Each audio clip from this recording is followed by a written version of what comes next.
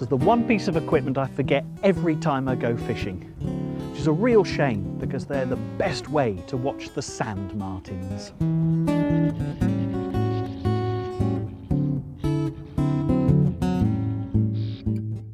My relationship with the River Wye runs for over 35 years now. When I first came camping here as a boy. About 18, I caught my first large chub, about 6.5 pounds, on a small piece of cheese. I was a proud fisherman. These days I get less and less chance to fish it, more and more chance to canoe it with my 3 sons. Today I'm here to watch 4 times world coarse fishing champion Bob Nudd MBE go through his process of helping us learn to start river fishing.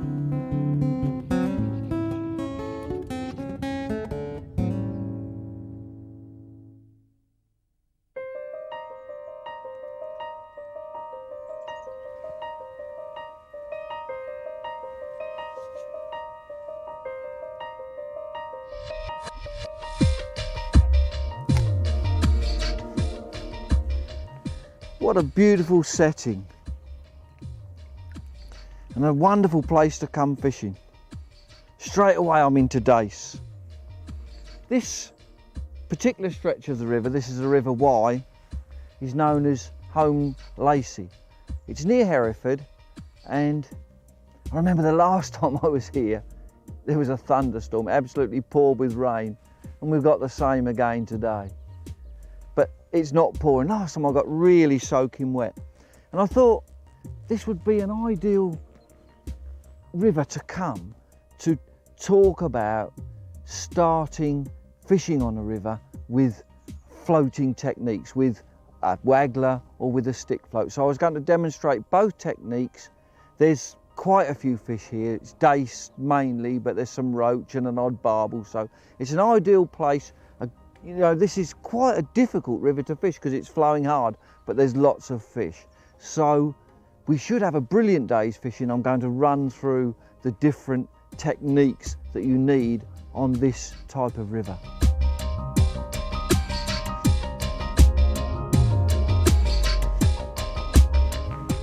Now I'm starting fishing with the waggler, and I've got a big waggler, about probably almost 3 swan shot.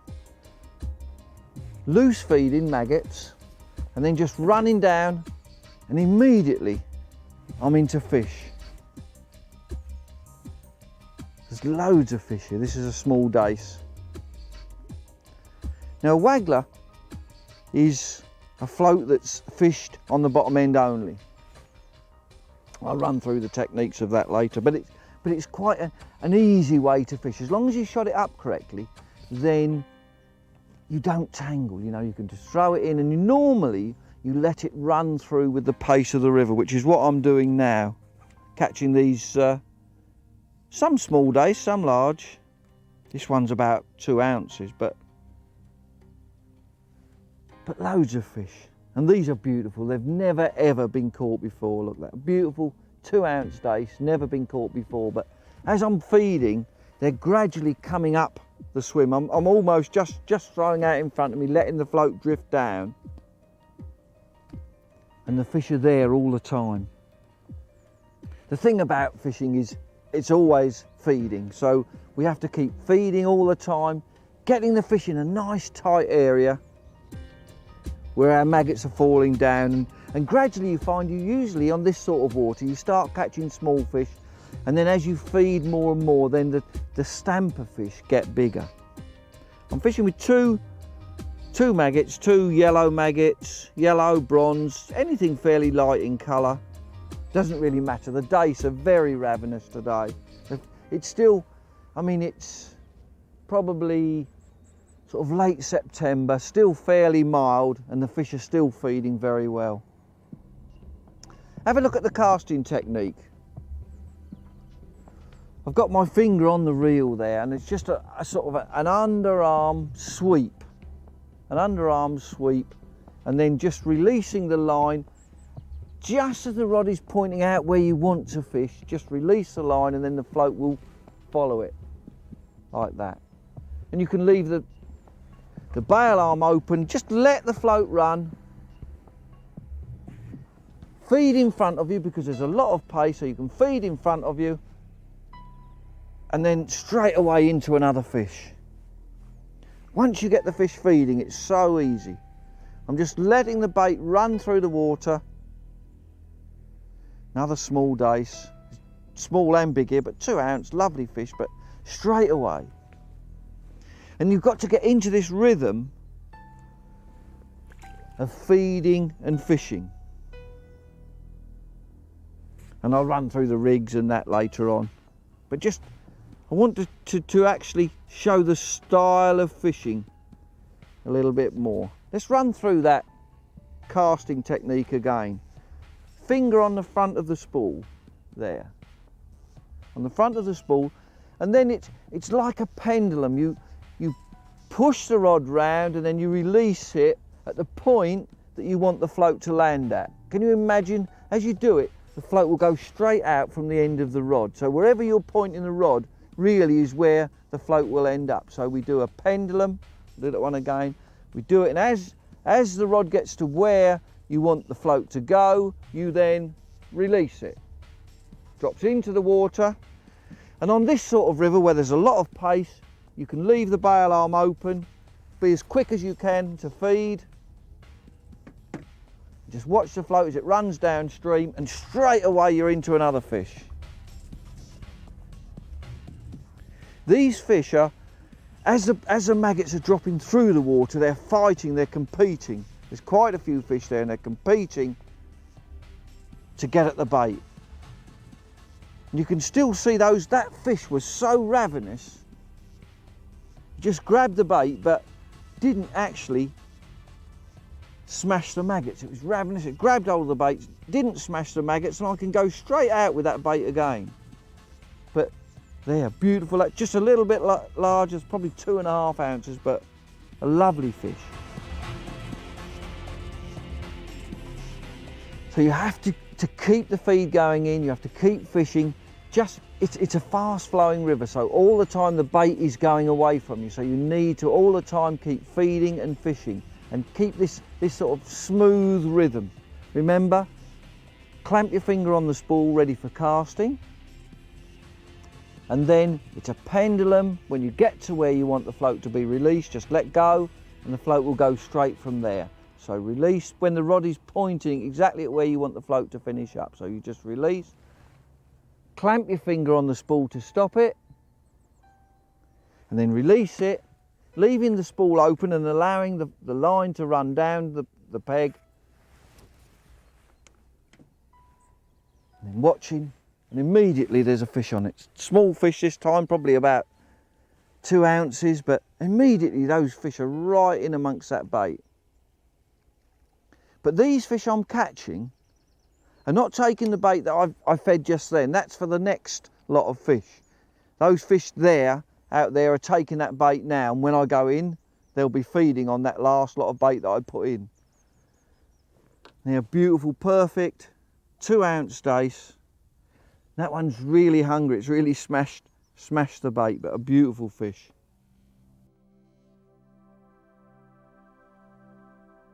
And this is what happens when you're on a shoal of fish. They're there, they're feeding, and you just have to keep that going with a very, very simple rig. You'll see that with this type of rig, with this type of waggler, you can fish all day without any tangles. It's attached bottom end only, it's very, very easy.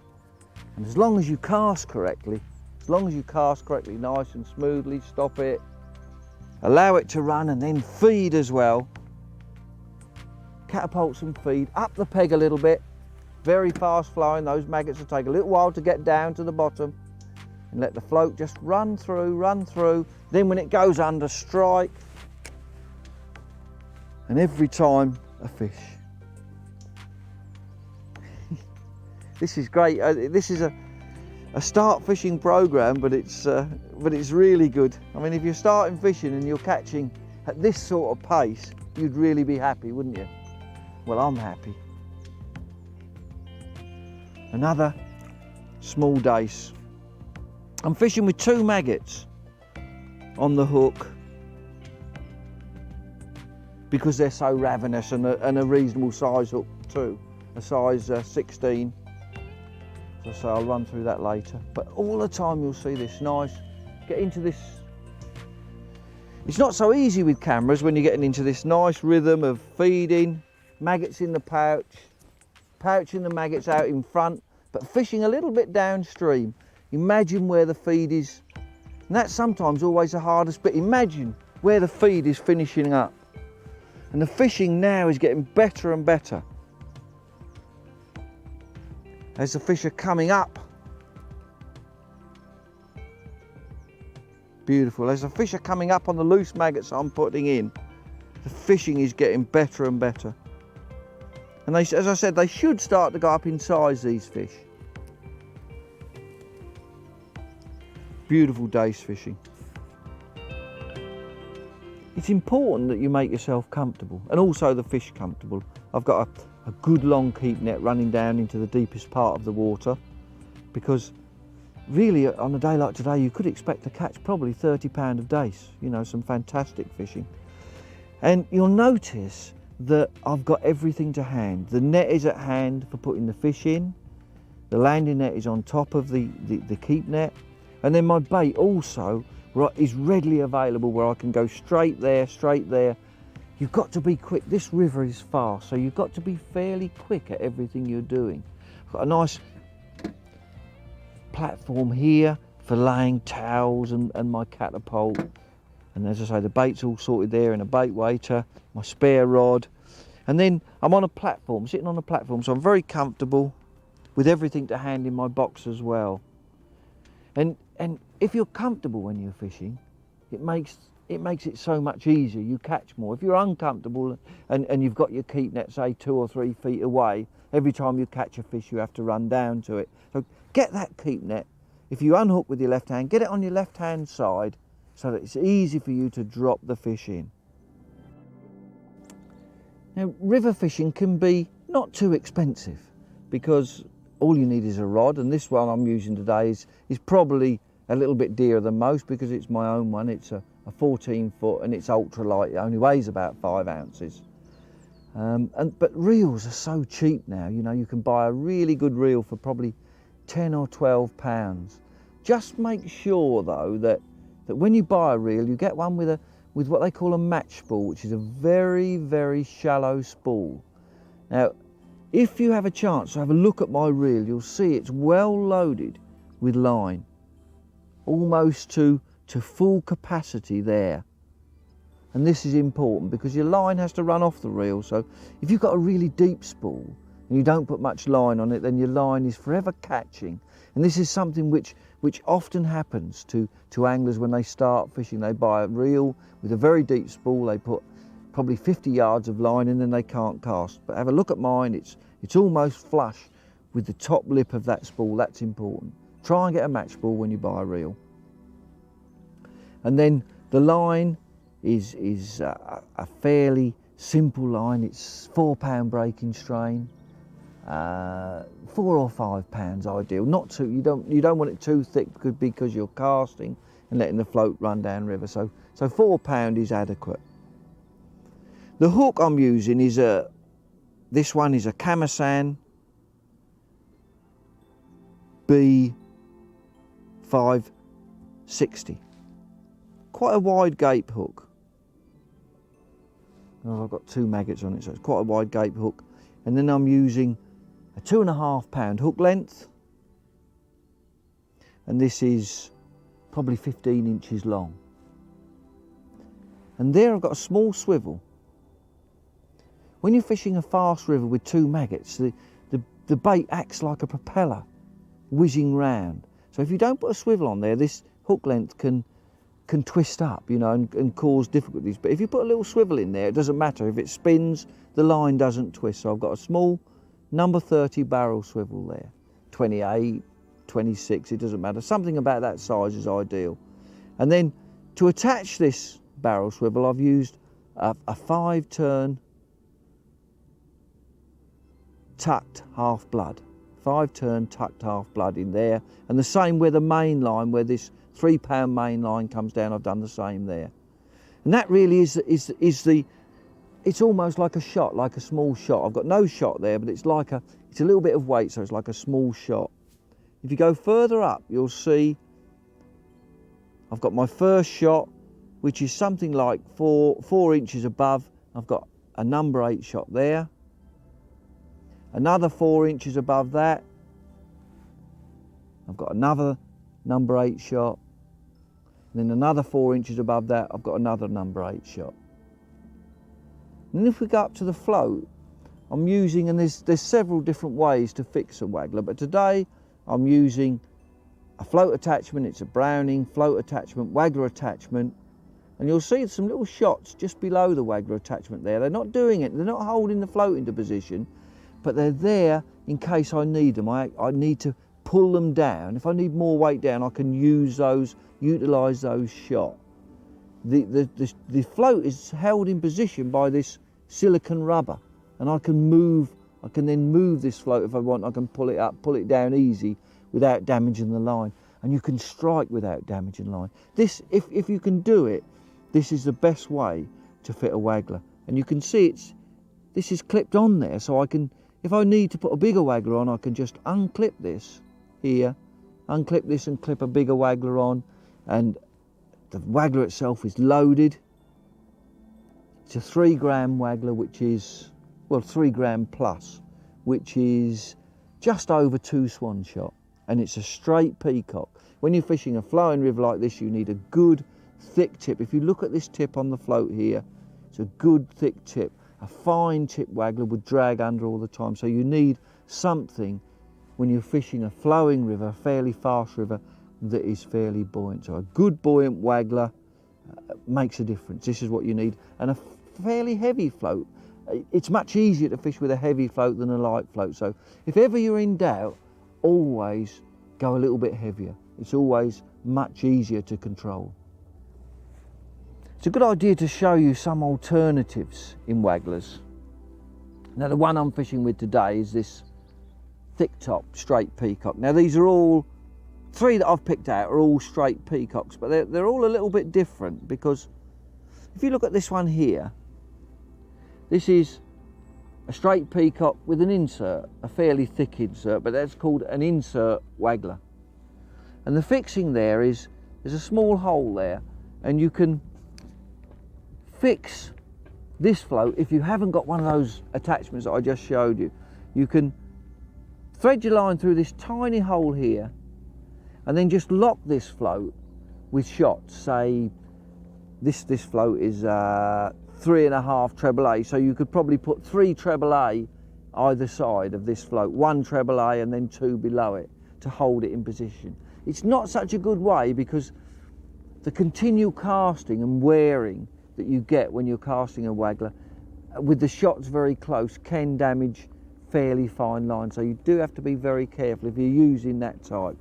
The other two, the one I've already told you about is the straight peacock with a thick top, and this is a loaded waggler here.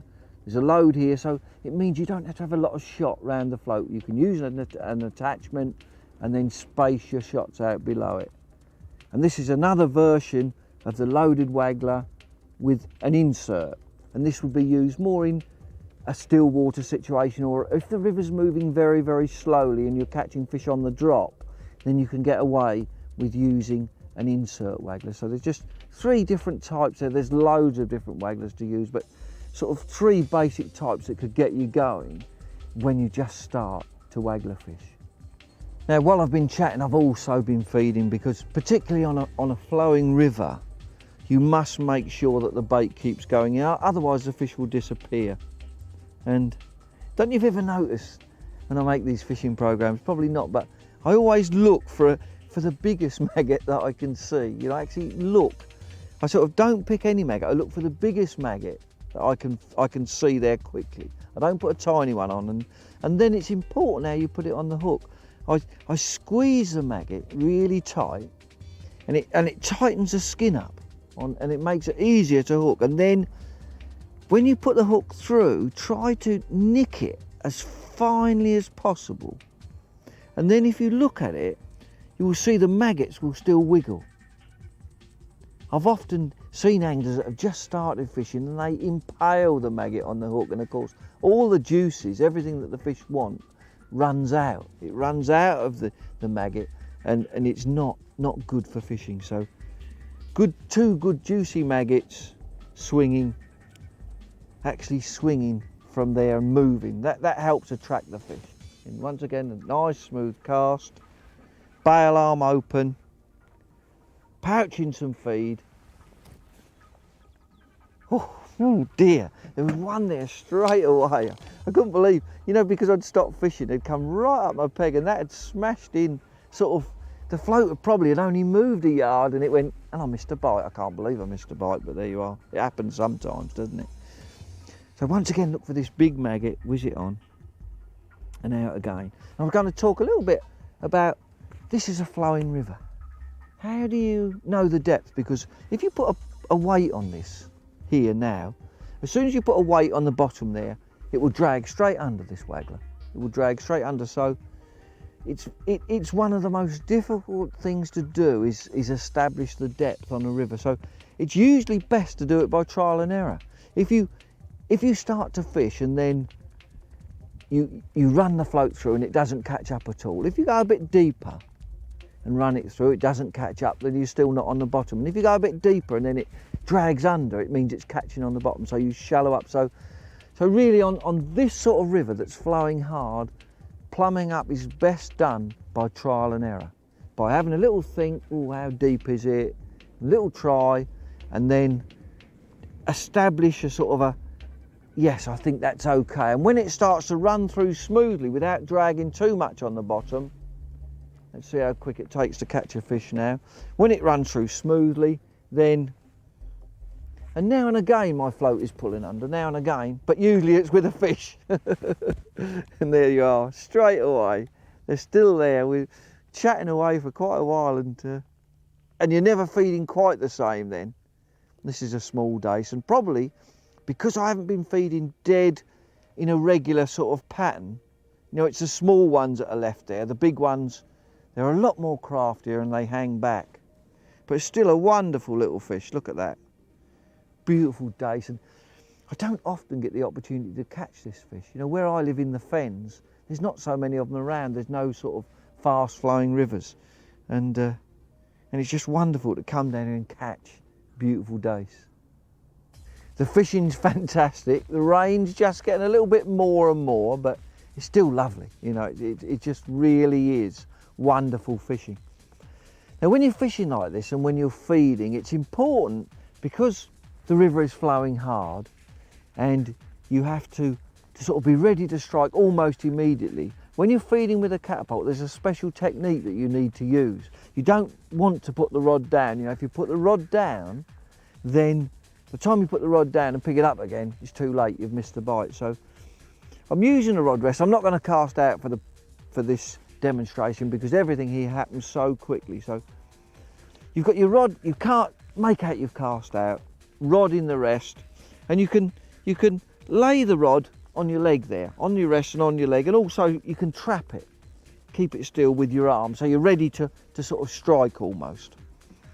You've got your catapult there. You can pick your catapult up with your left hand, that's if you're a normal right-handed person, or vice versa. But the pouch itself you hold in your right hand. Fill it with maggots, or half fill it with maggots. I'm putting quite a few in. I mean, I'm putting half a pouch full in each cast, and then this is not like firing a normal catapult where you get hold of the catapult and you pull the pouch back. You do the reverse. Because your right arm here is trapping the pole, the rod, you can't move it. So what you do is you push the catapult forward, the actual clutch here, push it forward and then release. So everything is done in reverse, and then you're here ready to strike immediately. Let's do that again. So we've got the rod trapped, pick up the maggots into the pouch and then push the catapult forward, wallop like that. And it's raining even more now, but never mind, you still catch as many fish, I don't mind it. So it's everything in reverse, but you have to do it quickly and be ready then immediately to strike. So all the time you've got this sort of continuous rotation. Right, let's catch some more fish, and while I'm doing it, I'm going to talk a little bit about what you do with the reel, how you leave the bail arm open, what you do, and then how you strike as well. So 2 maggots on, just nicked on, bail arm open, flicked open, and you've got your finger trapping. Now sometimes if I'm lucky, I've got long fingers. If you've got short fingers, you can then hold the line like that. It doesn't matter. I mean, I trap my finger on the reel itself, but it's okay to trap it against the rod there. There's no difference, but it's just that it's easy for me with long fingers to put my finger on the end of the reel there, and that's the best way to do it if you can. And then the normal cast out, leave that bail arm open. It's running through. If you close that bail arm now, the float would shoot under and you think you've got a bite. So leave that open, let it run, and then strike. So you trap there, and then the strike is a pull forward. I didn't worry about catching a fish then, but the strike is just a pull forward. We're going to run through that again. Just the feeding, you know about the feeding technique. There's fish there all the time anyway. So we trap the line with the finger on the bail arm there, pull back the bail arm, the finger on the front of the spool, a nice smooth cast out, trap the finger again there once you get to as far as you want to go, and then release it to feed, pouch your feed in, watching the float all the time, and then keep your finger on the front of the bail arm there, or the front of the spool there, keep the finger, when the float goes under, you strike like that. Just pull it, just a nice sort of swoop forward like that. Flick the bail arm over, you're into the fish. This is a tiny fish, this one, probably a bleak, I think. First bleak of the day, this one, or unless it's a very small dace. No, it's a big bleak. Big. Cool, I'd love to catch these in a match. We call these kipper bleak, these really big ones. Probably more than an ounce. I don't know how it managed to get there with all these dace in the peg.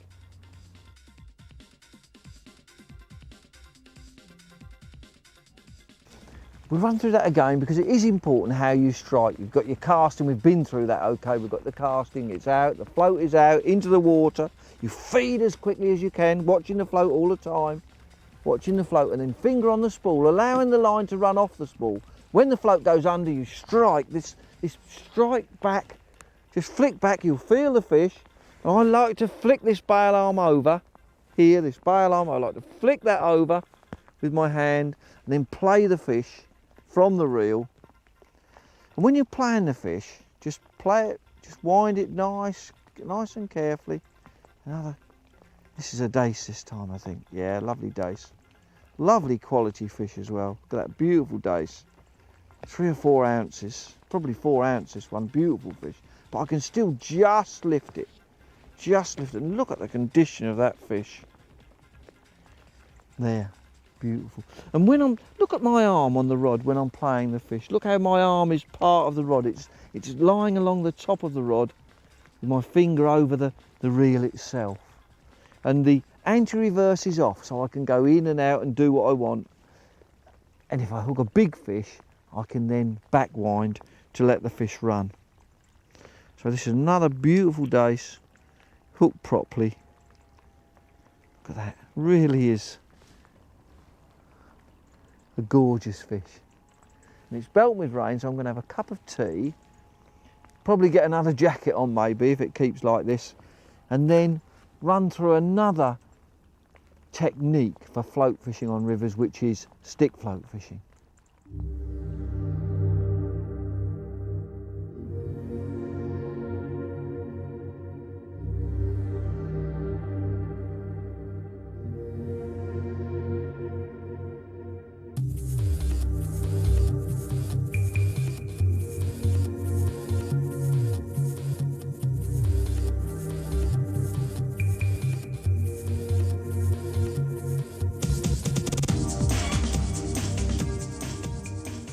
What is a stick float? Well, a stick float, unlike a waggler is attached by the bottom end only. A stick float is attached at both ends, top and bottom. And this enables you, if you want to slow the bait down more than you would with a waggler.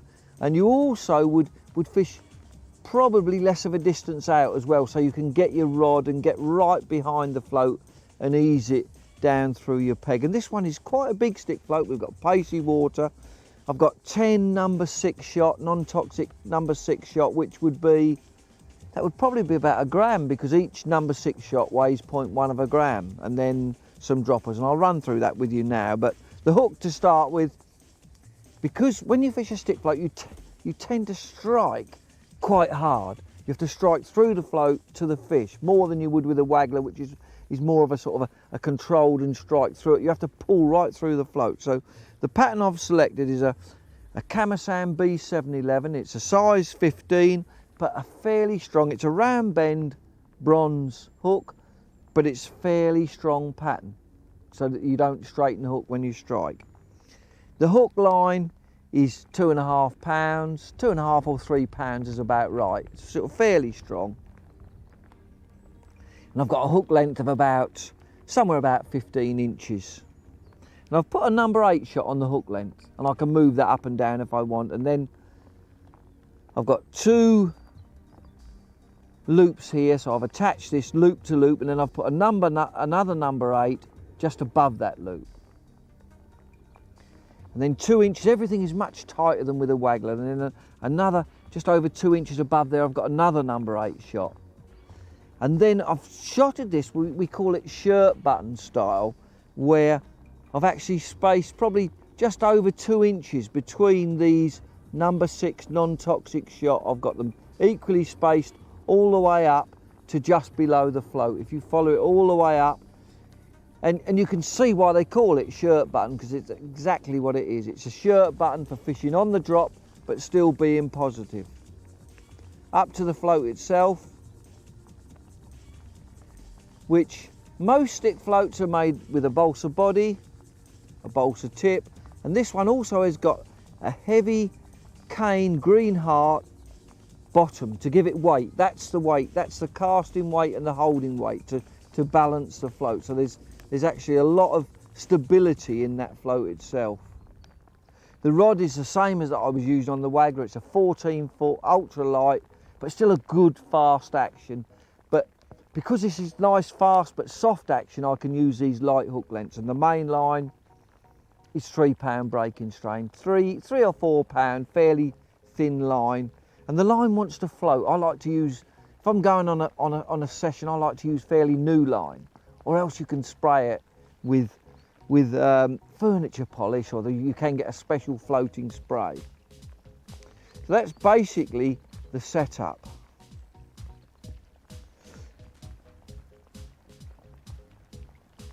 The fishing itself is, as I say, is much closer. Everything is much closer in, so that when you start to fish, you're fishing a shorter distance, you can loose feed by hand. Everything is, the technique is just a little bit different, and I'll just run it through with you exactly what to do. The fishing's so fantastic, I can't wait to get out there again. It's really good, especially with this positive style of fishing. We're out and immediately I'm sort of into the fish there. They're waiting. Nice little underarm cast, shirt button style. The shots go spinning out, you can loose feed behind, and straight away I'm into a fish. That was on the drop. Immediately it took hold of it. You can tell they're really coming up into the food now. Another lovely little dace. Beautiful fish. Now remember when I spoke about the waggler, I said it was difficult on these fast flowing rivers to plumb the depth, but with a stick float you've got a few more options, because you can put a plummet on there because it's attached top and bottom. Fish back. You can ascertain the depth. So just a normal plummet on the hook. And a good idea is if you sort of stand up and do this, because you need to lean over. So you've attached the plummet, you can flick, and you can sort of feel the depth. If I flick this out now, just watch this go out. Sort of, I can see. Did you see that plummet where it hit? Sort of, just hit the bottom there, which tells you you're fishing at just the right depth. You can see the plummet just going down there. If it caught up too much as it went down, then you would shallow up. But that's just about right. It's a bit over depth. If you're fishing, and it doesn't apply today, but if you're fishing and with a stick float or any float, waggler, and not getting bites, then you can, normally, if you're not getting bites, you increase the depth. You know, if it's more difficult, it gives you more line on the bottom, gives you more chance to catch fish. But the more bites you're getting, then you can shallow up because the fish are coming up in the water. So at the moment, we're fishing just about dead depth, and you can do it with a plummet because it's top and bottom, it doesn't drag under. And you can see how I could hold that plummet and sort of work, and you can feel the gravel bottom as well, so you know that you're on just about the right depth. The only thing is that although we're fishing very heavy, the fish are just not allowing the bait to get to the bottom, and it's brilliant. I love it. And we know we're on the right depth. We've got the shirt button style, couple of maggots, and my usual trick, always pick out the big maggots. I'm not using a swivel on this occasion to connect them because you tend not to cast as far or bring back as far as you would with a waggler, so it's not necessary. As I said, I'm using a loop to attach the hook length to the main line, so just flick out, down, everything's dead in line, nothing tangles, and you can almost hold that float and just watch it as it goes down. Watch the float, watch for it to go under. There, under, just started to go under. This was a small fish. It's a bleak. There is bleak here, and they move in more the more maggots you put in. And that's just one of those kipper bleak that I was talking about earlier. Really greedy little fellows that take the bait on the way down. But normally the dace will beat them to it. It's fantastic fishing. Now normally when you're stick float fishing on a river, particularly a fast river like this, you would stand up. You would just stand just in the water, the water's edge. You don't have to go out too far, but because you're standing, you're more up and over and behind your float. You know, everything is much easier. I'm sitting on my box today because it's easier for the cameraman, but it's better if you've got a stable base. But just to demonstrate what, if you're standing up, the baiting up, everything is the same, but you can, everything then, the feeding becomes much easier, feeding by hand, because you're standing up, you've got more height. Cast is the same, you can go out, behind your float, and then you can feed, easy, you're there, your fingers on there, fingers on your spool, ready, behind your float, just let it run down, watching it, and you're into a fish straight away. This is a small one. Seems to be a mixture of fish here today, dace and bleak. It's a little tiny fish. But when you're this is a dace actually, but when you're standing in the water, everything is so much easier. Beautiful. That is a little tiny dace, that one. You wouldn't think they get these two, well, I say tiny, it's probably 1.5 ounces, still brilliant fish. But standing up makes everything better, and the wind also. The wind is coming up at me today, and this is ideal stick float conditions. You know, an upstream wind with the water going against it is perfect because it holds your line back naturally. Makes it much, much easier to fish, and your line is floating. You just leave your line on the surface. And the same technique, a nice underarm flick. And you can pull back against your float like that. Pull back, hold back, feed. Just hold back, watch your float as it drifts down. Just watch your float and then strike. It's a good, that's a nice fish. Just strike a good hard strike so you come through the rod. I lost that one, but a good hard strike so you go through the float into the fish. Dace are the sort of fish that twist and turn, and you do lose the odd fish, not too many.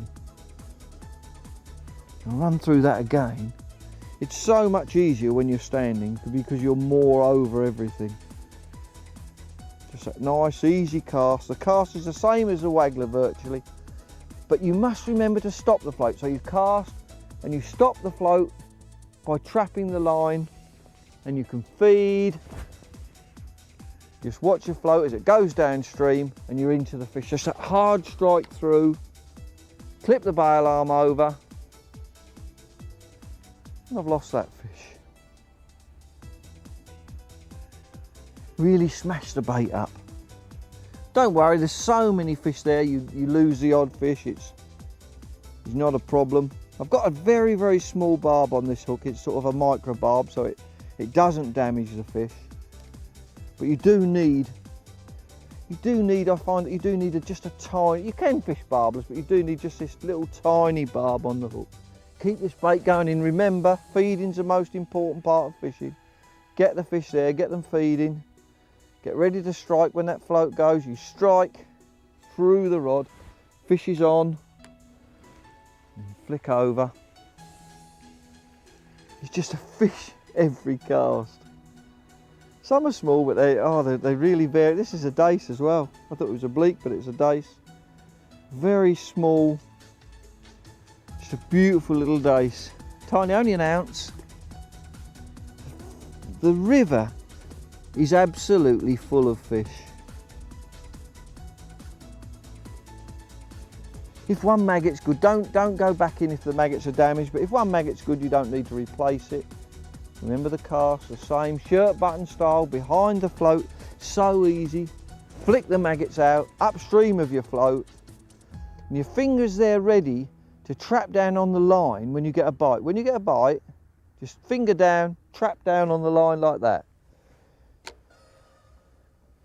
So there, just let your float run. When you get a bite, just trap. Worry about striking first. Then when you've hooked the fish, then flick it over.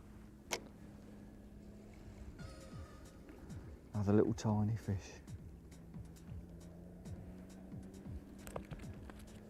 So it's that sequence of striking that you have to get right.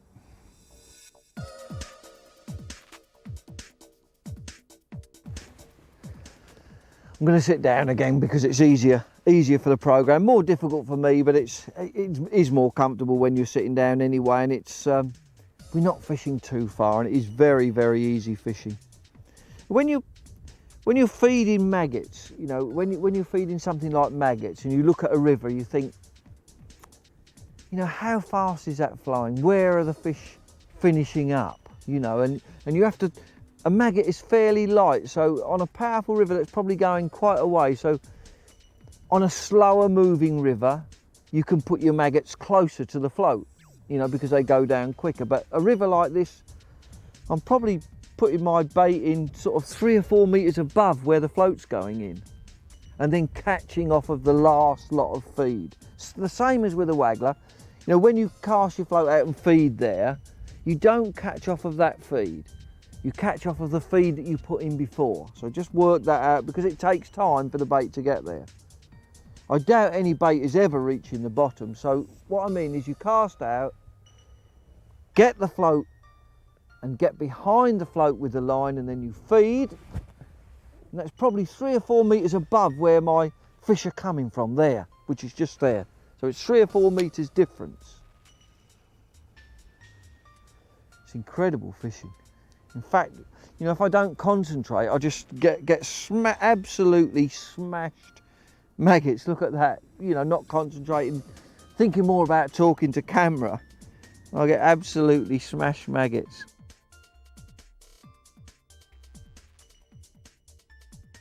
The action is so, well, it's so quick, it's hard to work it out. But remember, when you're feeding these maggots, I mean, they're fairly light, so they're taking a fair bit of time to get down the peg. So really, this cast, I'm catching off of the last lot of maggots. The last lot of maggots have gone in, the fish are eating them, and they've now thinking and moving upstream and thinking, oh, what's going on there? And straight away, they're looking for more bait, and mine comes down.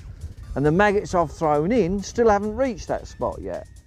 They'll get there now, and the fish, while I'm bringing this fish in, the fish are feeding on the last lot of maggots, so that when you go back in again, they're all excited. They've had all these freebies, and there's been no hook in them. Not that these would know about a hook, because they've never been caught before, but there's all these freebie maggots, and that's the real art of angling, isn't it?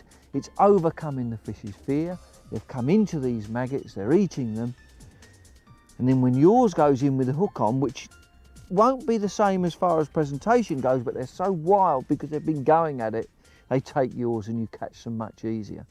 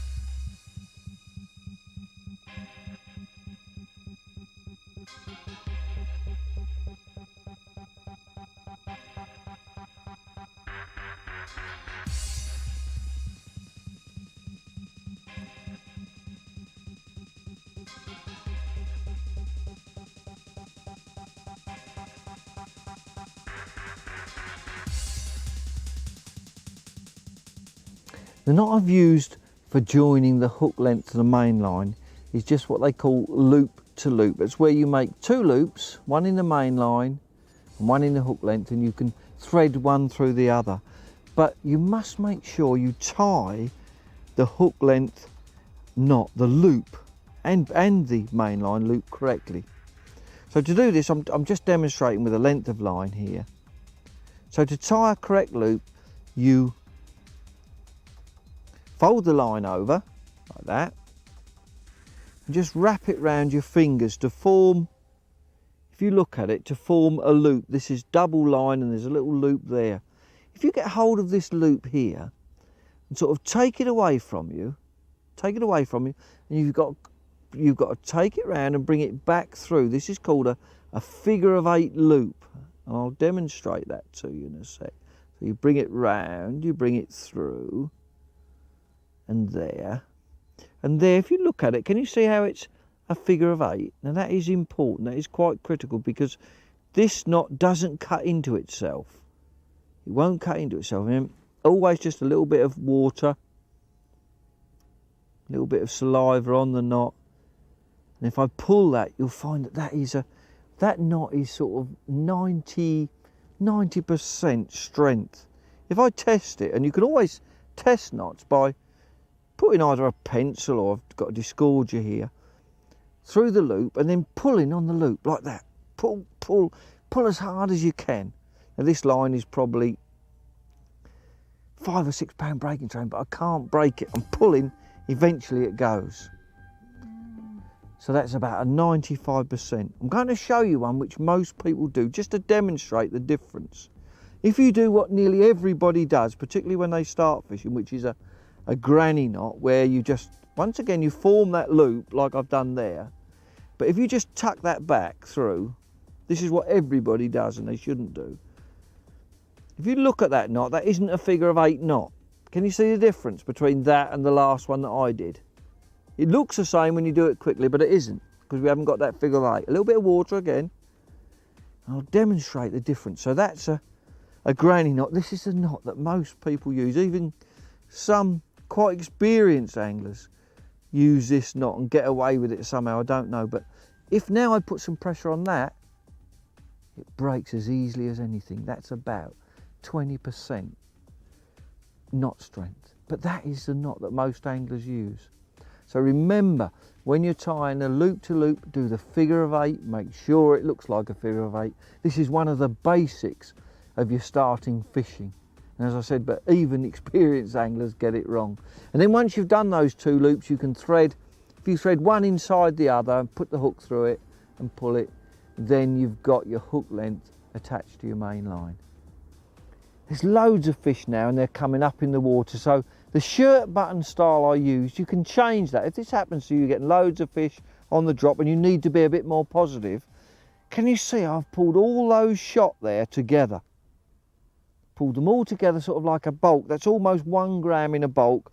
And then I've still got the spread below of the 3 number 8 shot down to the hook length and then the 3 number 8 shot. But that bulk is sort of probably about 20 inches from the hook, so that I go in and I'm really positive down to the fish. More bites, fish are going crazy, so you want to see what's happened. So but the casting, everything's just the same, hold it just the same, feed just the same, but everything's more positive.